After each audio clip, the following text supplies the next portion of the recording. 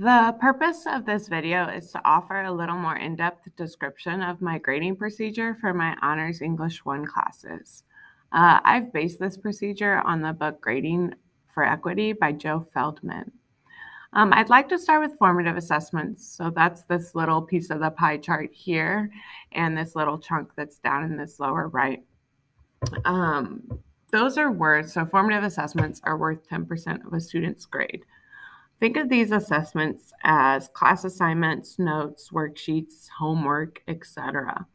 Basically, it's any assessment where a student is practicing the skills we are learning. The first reason as to why these assignments are only worth 20% or 10%, of the overall grade is because they are practice. When a student is learning a new skill or a new concept, they're bound to fail. When that happens, I want a student to feel encouraged to try again. I don't want them to doubt themselves because of how their grade was negatively impacted by a poor performance on a practice. The second reason is that I'm fully aware of how packed our students' lives are outside of school, whether it be with family responsibilities, jobs, sports, clubs, anything like that. I don't want them freaking out about missing an assignment that was just practice. Maybe they didn't get to it. Maybe they forgot about it because of their hectic schedules. I don't want that dictating their grade.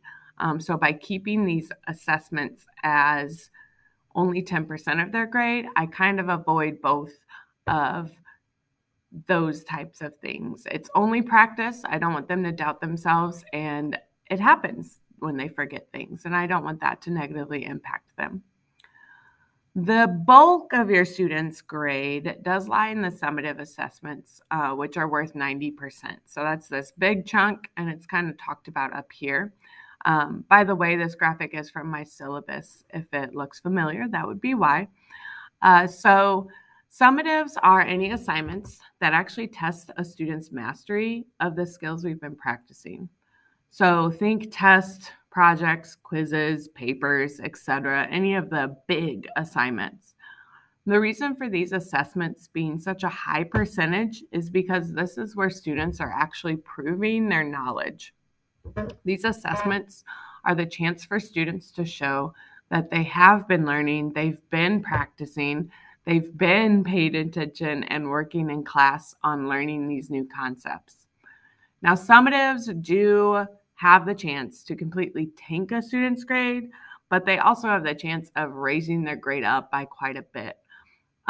Due to that, I totally allow students to reattempt any summative assessment that they feel like they can do better on. This is a great thing. After they conference with me, we can talk about where they were weak, what skills they need to kind of practice a little bit more, and then they're able to prove to me, like, I do know this. So in other words, the level of mastery and their grade are completely in control of students. If they know they can do better on a summative, they totally have the chance, and they can do that as many times as they'd like. Now, no grading system is perfect.